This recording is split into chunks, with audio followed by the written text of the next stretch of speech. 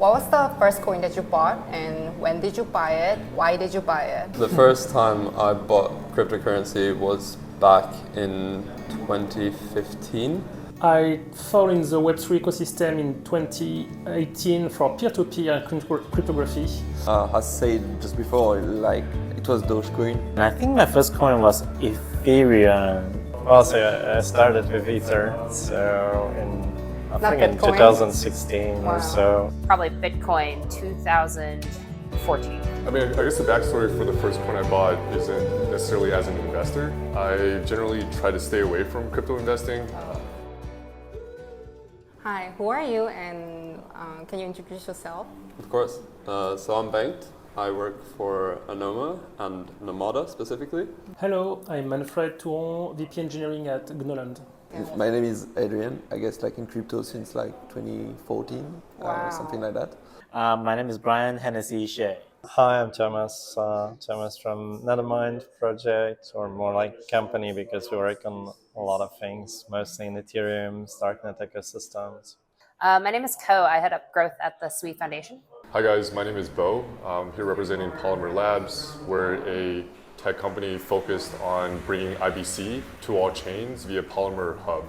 What was the first coin that you bought and when did you buy it? Why did you buy it? Is there any behind story? Sure. Don't tell my mom this, but the first time I bought cryptocurrency was back in 2015. I bought some Bitcoin because I wanted to see how it worked, but my mom told me that I wasn't allowed to. So I bought it using cash from some guy I met at a cafe. So I fell in the Web3 ecosystem in 2018 for peer-to-peer cryptography, and now I'm all in blockchain smart contracts to push the humanity forward and compete with governments, social networks, social coordination tools. As said just before, like it was Dogecoin, and mainly because I think the meme culture is something that help to probably just share more technology. Let's say you have Bitcoin, there is like a complex technology behind, and you have Dogecoin, which is basically kind of like a fork of Bitcoin, like making like a proof of work chain, like exactly the same way. I think my first coin was Ethereum a few years ago because everyone was buying it. I was just like, okay, let me try it out. Yeah, that was the main reason. Yeah.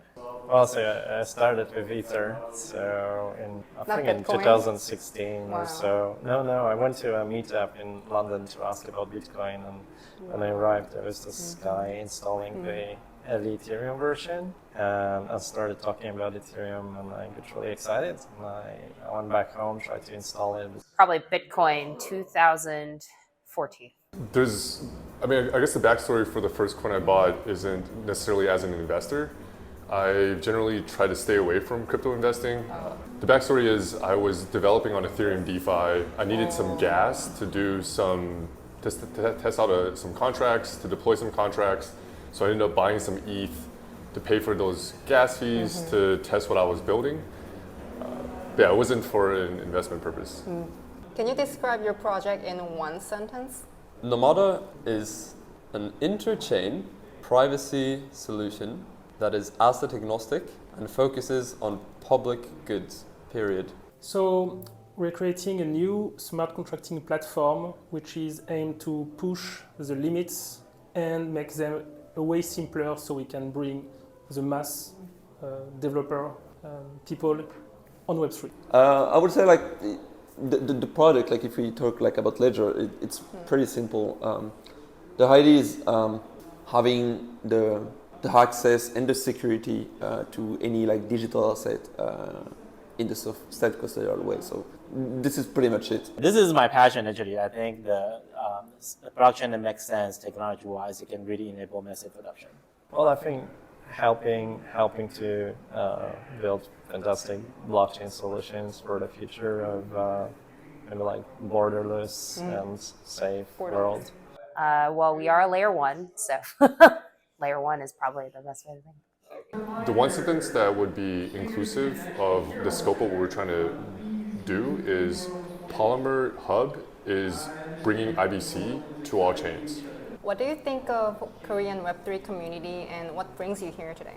That's a great question, and I mean it's a far flight. It takes us a while to get here, but it's always worth it because we meet some like our projects are not easy to understand and explain always, but what differs the Korean Web3 community from many of the other communities that I've met is that everyone's very keen to learn and very patient in understanding what we're trying to develop, and that is very rewarding for us because we spend a lot of time and effort trying to do this, and we just think the Korean community gives some of the best appreciation for that.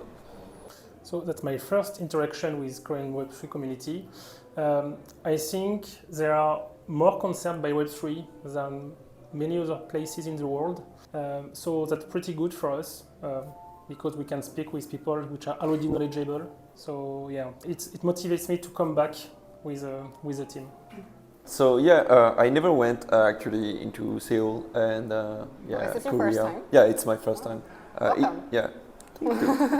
I guess like it was the first thing was probably just to get to know more like how is it like marketed here, how is like the community, and we don't know much more about the market, so it's nice to just like come, get to say hi, and see if yeah, I guess people just like use the product, and if we can improve, probably trying to find like the new good contact to work with.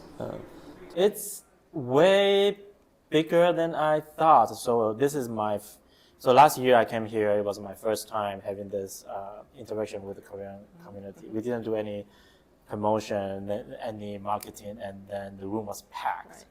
And it was like, oh wow, I didn't realize that. Besides gaming, fried chicken, and it's also really big with big community. So it's very impressive. Well, I think that the community is amazing. I'm happily coming back here. First time I came to Korea last year for Korea Blockchain Week. I'm in the first people, like super energetic organizers like Erika Kang and all her team. And then I was so much in love with the country, with the community here. And now also I'm learning there are so many fantastic Cosmos builders here, and infrastructure companies here are just amazing. So, like us. Yeah, exactly. Cosmostation, fantastic time spent together, learning about Cosmos, learning about what you're building. So Nice. I think I'll be here much more, and it's a really great time being here. I've always been excited about the Web3 community in Korea for a long time. I always think Korea is one of the probably more innovative markets that I've seen, not only in terms of developers, but also in terms of like just the broader ecosystem. So it's always good to be here. Yeah, so we're here today for IBC Summit Seoul. It's the inaugural IBC Summit in Seoul in the Asia region to talk about IBC, the protocol, and teach others about interoperability, different layers of the Cosmos stack, and so on. I would say that the Korean community, or the Korean Web3 community, is really amazing. There's a lot more people than I thought there would be. Yeah. I actually thought because Cosmos tech is generally less, I would say, adopted in the Asia region versus Polkadot in a lot of regions. The reception has been great. There's a lot of people here. I feel like the energy is really high. I think there's a lot of people that really believe in the technology, believe in what all the folks here are building, and bought into the vision. You know, we have folks, Cosmostation, who are here with us, and they've been building for a long time, and have been great partners to both teams building in the ecosystem and the operator validators and so on. Is there anything you want to say to potential builders on Anoma? There's a lot I want to say because we're going to need all the help we can get once Anoma is out. But you're going to have to rethink the way we think about blockchains. You can't take your Uniswap forks and just make them work on Anoma because we're not an EVM. Instead, you need to think critically about how you can use our architecture to its full potential. And if you're able to do that, then you will beat all the competition by miles because we have the infrastructure that lets you do that. Nice. Let's try, contribute. We're creating a new language which should be simpler. So if you come from the Web 2 world, it's simpler. If you come from the Web 3, it's simple too. And we're creating a new fair system to reward contributors. So the earlier you start, the more points you will have. So just give it a try, join us, and experiment, push. We are here to have fun and create amazing new stuff. Use a product.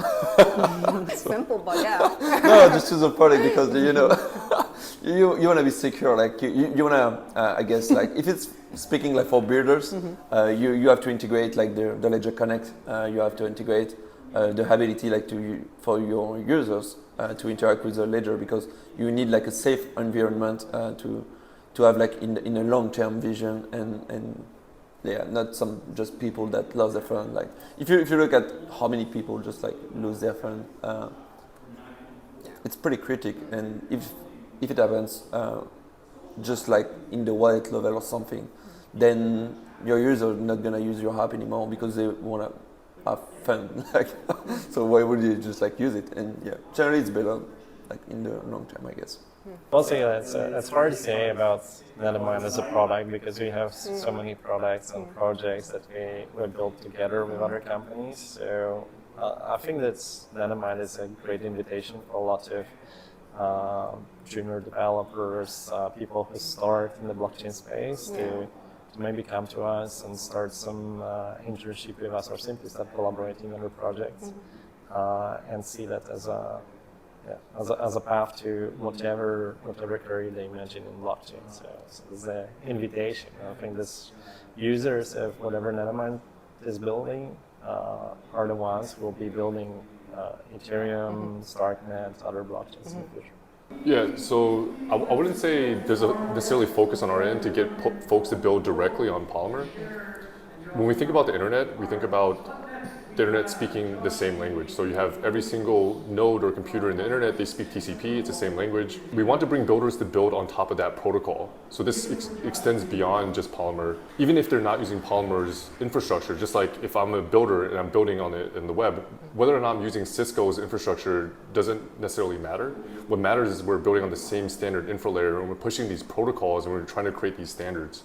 So I would call on builders to focus on the protocols and layers and standardization, especially at the base layers of the Web3 stack, and to try to stay away from building on and focusing on products that are mimicking as protocols.